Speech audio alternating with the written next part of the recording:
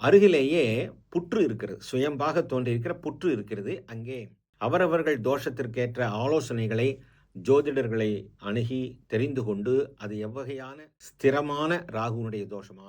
அல்லது சர அமைப்பிலே இருக்கக்கூடிய ராகுவினுடைய தோஷமா?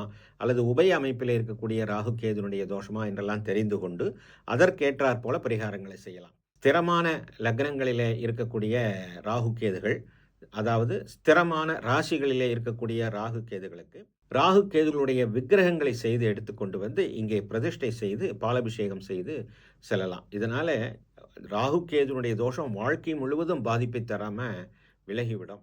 அல்லது ஒரு முறை விஜயம் செய்து, வெள்ளிக்கிழமை என்றால் 10:30, 12 ராகு காலம், ஞாயிற்றுக்கிழமை என்றால் 4:30, 6 ராகு காலம், இப்படிப்பட்ட ராகு காலங்களிலே உங்களுக்கு வசப்பட்ட ஒரு ராகு காலங்களிலே முன்பதிவு செய்து கொண்டு வந்து இங்கே ராகு கேது விக்கிரகங்களுக்கு வழிபாடு செய்து இந்த வழிபாட்டை நிவர்த்தி செய்து